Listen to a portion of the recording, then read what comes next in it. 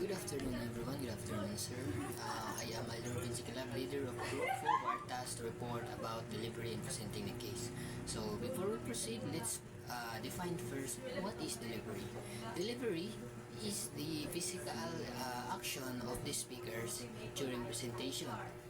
It includes vocal and non-verbal communication. This includes bodily movement and bodily gestures. So, secondly, delivery aims to enhance your message, not to distract it. Okay, so without further ado, let's continue our report. Let's have Miss Medina for the 4 methods of delivery. Miss Medina. So, good morning everyone. Good morning sir. My name is Efren Jambo. Today, I will report the topic, Step to Go Delivery in Debate. Sa Step to Go Delivery in Debate natin, speech outline, speaker notes, and also the preparation. So, the speech outline is different from the case outline. Recall that the case outline is an operational plan that coordinates the evidence and reasoning of the speakers on a given side of the proposition. The speech outline is detailed plan, exactly what we intend to say and how we intend to say to a specific audience. So, speech outline natin introduction, body, and conclusion. Sa introduction natin, like mga greetings from the audience or mga judges like good morning sir, good morning ma'am, good morning everyone, then mga step nimo kung ikaw ang first speaker, mahin ka, I am the first speaker. My name is Efren Jambo, the affirmative side, and i-define nimo yung topic, i-specify nimo kung saan yung topic para ang judge or ang mga nalantaw makabalo sila kung sa yung topic, din kung affirmative ba mo or negative side ba mo. Then sa introduction, also maghatag ka o give a brief overview sa inyong main arguments. Then next is body. When we say body, dire na itong sulod itong mga provide ka mga evidences and example. Then lastly, the conclusion. Sa conclusion, summarize mo ang key points and maghatag ka og recap sa inyong main arguments. Then sa speaker notes, the speaker notes is a debate typically take 2 forms. So na 2 forms ang debate speaker notes.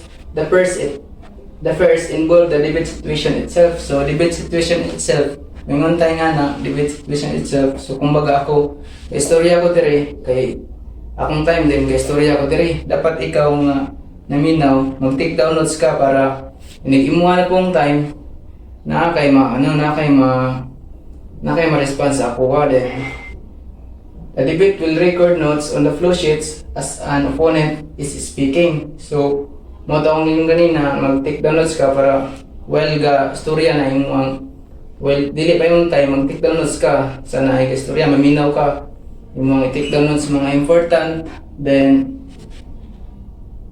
these notes designed to guide the debater's response to an opponent's arguments. The second involves the brief prepared in advance. This brief are response that will be adapted for use against the anticipated arguments of an opponent. So, ang second is namang prepared na kayo in advance. Sa inyong balay, dapat prepared na kadaan na kayo mga take down notes.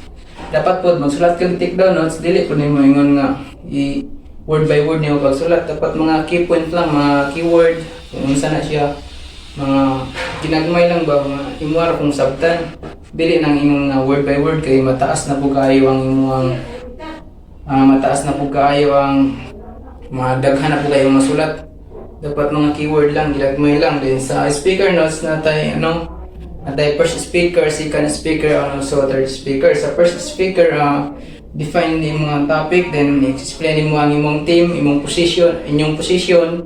Dayon, like for example, my topic is all about mga ingana. Then we are the affirmative side or negative side, ingana, i-define mo. Then dapat clear and confident ka kung unsay mo ang istorya. Then sa second speaker, develop the main arguments with evidences and example. The third speaker is rebuttal and summary. Prioritize the important points of make sure na klaro ang pag-deliver sa imong speech is klaro para dako siya og impact sa imong audience. Then sa preparation, just we have to prepare by building our case and composing our speech. We also have to prepare the delivery of our speech. Experienced advocates do not deliver a speech for the first time to those who render decision. They deliver a number of times, preferably to colleges who can make suggestion on how to improve the delivery. So sa preparation, dapat 1 week before, mag-prepare na ka ana. Dapat taas ka og preparation para makagather ka og more information.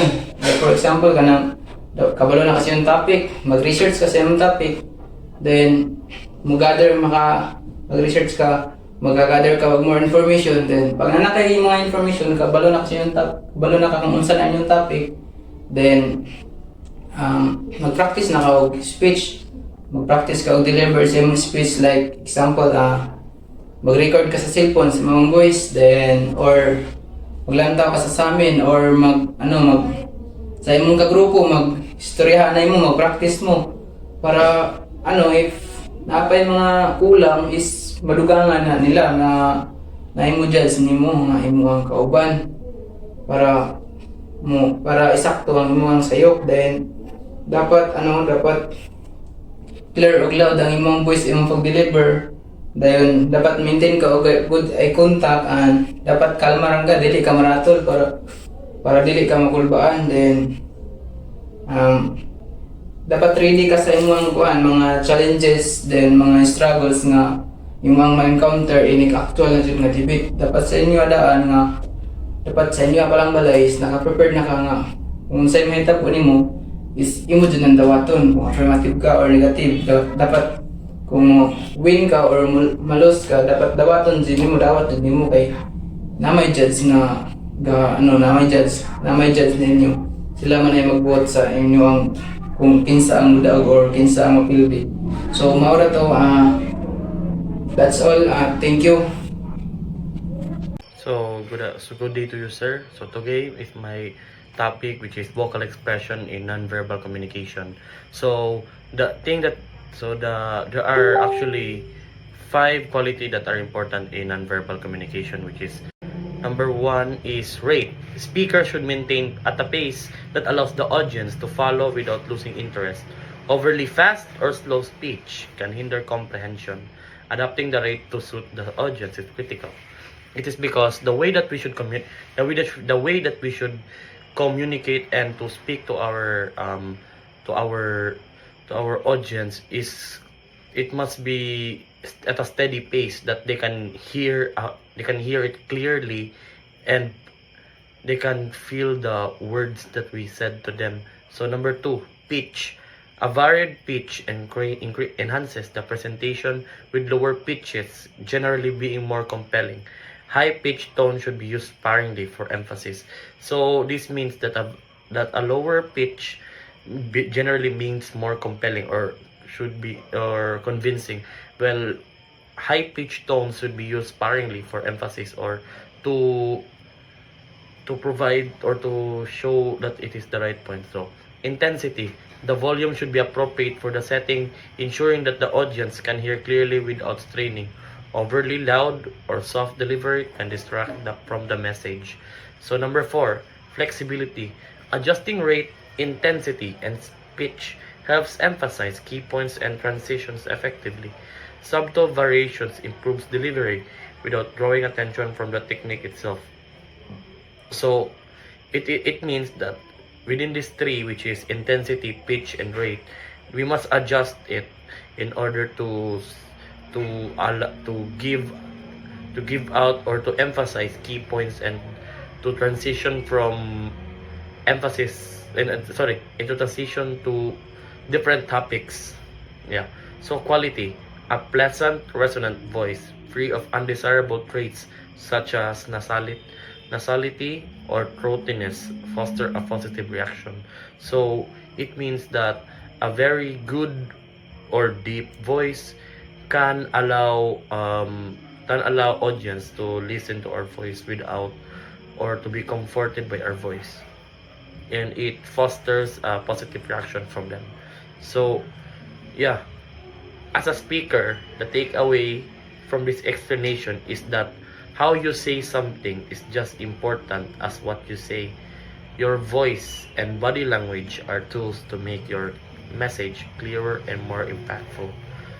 Combining vocal and physical element with audience awareness enhances clarity, engagement, and persuasiveness in advocacy. So that is all for my topic, sir. Thank you for listening, and goodbye. Good afternoon, everyone. My name is Rabi Joseph Sabais, and I'm going to report movement. We communicate with our audience partly with movement. Just as audience members are influenced by the speaker they hear, so too are they influenced by the speaker they see. So, ang meaning ani is, ang audience is influenced by those person who is giving a message and the person who give the information. Ray Birdwhistell believe that we do the most of our talking with our body movement. He maintained that we pour out information with our shrugs, our hands, and body movements, or our eyes and our facial expression. And that this signal often convey more reliable message than do the word we utter. Like, for example, it is more reliable when a person who give information has a movement or body movement. So, meaning ani is this body movement and facial expression and other is often convey more reliable message than do the words. Like, mas makatuo pa ka sa tao nga mo istorya o with body movement kaysa tao nga kanang wala lang bitaw, mura lang gapundo lang ana kay body movement can persuade the audience. So, these are the 4 types of movement. First is eye contact. Eye-to-eye contact can persuade or can convey the message is reliable or not. For example, ang tao nga gabinakak is more gina siya nga maglikay-likay o ikaw or maglikay-likay o kanang to give eye-to-eye contact on the other side, like kanang ug makulbaan ka saban kasi mong mama niya need nimo mamakak, di ba, dili ka katutok og sa mata si mong mama kay gakakulbaan ka. Murag nga na bitaw eye to eye contact can be used as a lie detector bitaw nga na mura siya magamit siya as kanang timailhan kung namakak ba ang isa ka tao or wala. And the next one is movement. Movement can be a general tool to use when you are in the court. Like, kanang you are giving a movement of kanang with confident. Kunya, kanang makaingon ang tao sa imo nga confident ki kasi mong istorya. So, imong istorya is kanang tinuod or wala ka nagduduha sa tanan nimong gipangtok. As if sa nagpakurog-kurog sa unahan, murag makaingon ang tao sa imuha na imong giistorya kay naay sagol bakak or kanang dili kaayo matuuhan. And the next one is gestures is very important yapon siya sa debate. Like kanang if you are confident, you have a gestures like mag-ana-ana ka or kanang with confident bitaw na mga lihok. Like sa namakak ka or sa kanang dili ka confident bitaw sa imong side na panig mag-ana-ana ka o ganana imong kuan imong ana-anaon kanang murag magpakita bitaw ka nga murag nakahadlok ka like dili nila matuhan ang imuhang istorya bitaw. Pareho-pareho rin po ni sila, mura sila og convey if you're telling the truth or you are not. Facial expression. Facial expression is when example serious inyong istoryahan. Kunya na ay duha ka kauban nimo gakatawa-katawa. Di ba lain kayo? Gani mo sa seryoso o prani sa akong karon report. Serious akong report pero akong facial expression kay ga-smile. Di ba? Dapat imong facial expression nimo when you are a speaker, dapat fierce lang yun. Dapat kanang mura siya bitaw ka lang emotionless. Pero dili all the time nga magpakita ka or emotionless. And mora to. Thank you. Good afternoon, everyone. This is the last part of our report. Let's continue. And this part is all about the special considerations. What are the special considerations during the case? So special considerations includes number one, it varies in rate. So we may be encounter some of our life that if we want to argue something, we raise our voice in order to convince what we are trying to argue. Hence, during the tournament, the rate of your voice must not distract. Just like what we have said earlier, that delivery aims to enhance your message, enhance your speech, not to distract. So, if your rate must be accurate. It must not too high, it must not too low, in order for the judges to understand. Secondly, what are they? Make eye contact. So next, as we have said, we have known lately during in the past reports during my classmates, group mates. So make eye contact. Making eye contact, how does it affect your speech? Let's just say, for example, did you see that? If I use this, you can see that I am certain of what I am saying. The whole speech that I have is not clearly, you can see that I am not well prepared for the speech, because I keep on looking left, right, up, down, left, right, up, down, and I cannot maintain eye contact with the judges. Second, show energy. During speech presentation, you must show energy in order to convince, because your delivery, the way you deliver your speech, it must be in a rhetoric way. How can you convince the audience about your speech, about your argument, if you don't have energy, you didn't show enthusiasm during presentation? It would be like this. Just like that. You cannot see enthusiasm in the speaker's personality. Then you can how could you be conveyed by such speaker, right? Next is behave with courtesy and professionalism.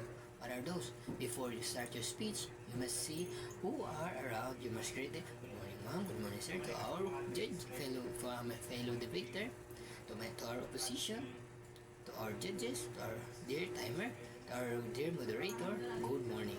That's how before we start our speech. Okay. And next, avoid distracting mannerism. Just like this. Distracting mannerism as like when you forgot something what you want to say, do not do such manners. That's unwanted mannerism. It will distract the delivery, the rate of delivery, and the standard of delivery you are trying to persuade. If you want to deliver that, if you want to convey the audience, you must not do That, right? You cannot see, the audience cannot see the enthusiasm, and we will not be conveyed by your actions. So you must not you must avoid mannerism. Next, be confident and control about what you're saying. Do not, you must show confident of what you have said. If you deliver some argument, if you want to, if you present a case, you must present it with confident. You must not have doubt upon it. You must, because in preparing your debate, you must know what are the possible questions that may come after you deliver it. So you must have the confidence while delivering it. So that's the presentation, that's the whole coverage of case delivery. So first, for the overall, we have delivery has 4 methods. The methods are impromptu, extemporaneous, manuscript, and memorization. So that's all for the group 4, and I hope you listen, you understand our report, even though it is just like it's like this, That's all, and thank you.